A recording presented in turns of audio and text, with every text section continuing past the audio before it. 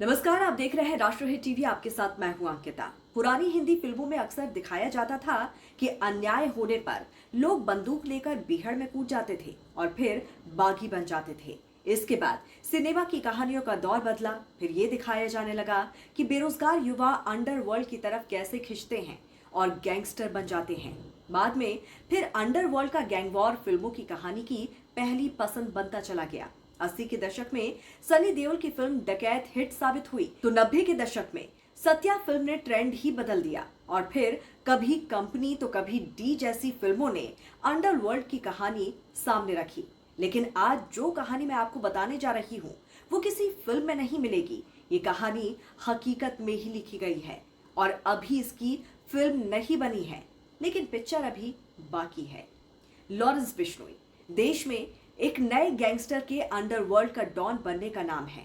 ये बंदा जेल के भीतर है, लेकिन इसके एक इशारे पर कनाडा और अमेरिका तक गोलियां चल जाती हैं।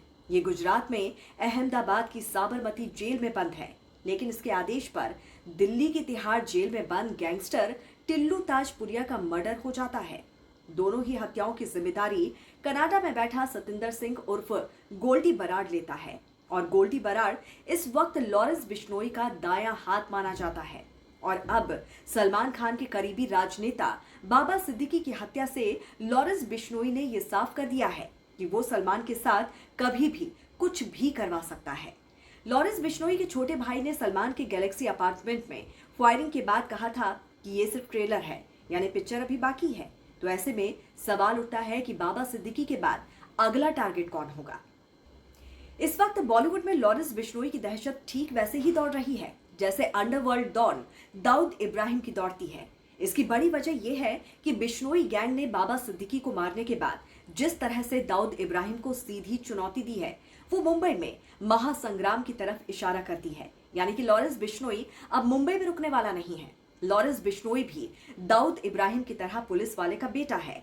लॉरेंस बिश्नोई के पिता एक पुलिस कांस्टेबल थे और वो लॉरेंस को आईपीएस अधिकारी बनाना चाहते थे, लेकिन लॉरेंस बिश्नोई ने ऐसी गैंग बना ली जिसमें 5 ऐसे कुख्यात गैंगस्टर शामिल हैं जिनका खौफ हर जगह दौड़ता है।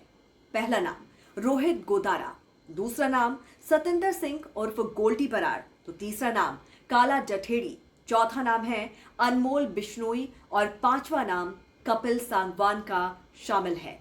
इसके अलावा लॉरेंस की गैंग के देश और विदेशों में 1000 से ज्यादा शूटर बताए जाते हैं जो कि आदेश मिलने पर टारगेट पर गोलियां बरसाने का काम करते हैं। लॉरेंस बिश्नोई पर हत्या और जबरन वसूली के कई दर्जन केस दर्ज हैं।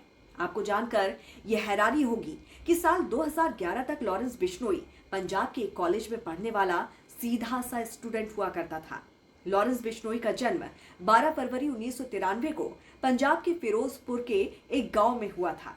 लॉरेंस बिश्नोई ने 12वीं तक की पढ़ाई यानी कि अपनी स्कूलिंग अबोहर जिले से की और उसके बाद उसके पिता ने साल 2011 में लॉरेंस बिश्नोई का चंडीगढ़ के डीएवी कॉलेज में दाखिला करवा दिया। उस समय लॉरेंस बिश्नोई भी दूसरे स्टूडेंट्स की तरह सामान्य जिंदगी जिया करता था। लॉरेंस की एक लव स्टोरी भी थी। साल 2008 में जब वो 10वीं क्लास में पढ़ता था तब उसे काजल नाम की लड़की से प्यार हुआ था। काजल भी लॉरेंस को पसंद करती थी। दोनों का प्यार परवान चढ़ा और फिर एक दिन लॉरेंस और उसकी गर्लफ्रेंड दोनों ही चंडीगढ़ के डीएवी कॉलेज में साथ पढ़ने चले गए।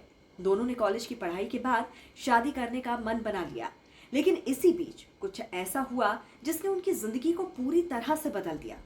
दरअसल बताया जाता है कि राजनीति में झुकाव होने की वजह से Punjab university campus student council में वो शामिल हो गया और इसी दौरान उसकी दोस्ती गोल्डी बराड़ से हो गई जो कि पंजाब यूनिवर्सिटी में पढ़ रहा था। उस दौरान लॉरेंस बिश्नोई ने कॉलेज में छात्र संघ का चुनाव लड़ने का फैसला किया। चुनाव में लॉरेंस बिश्नोई विरोधी गुट से हार गया था। इसके बाद दोनों गुट आमने सामने हो गए।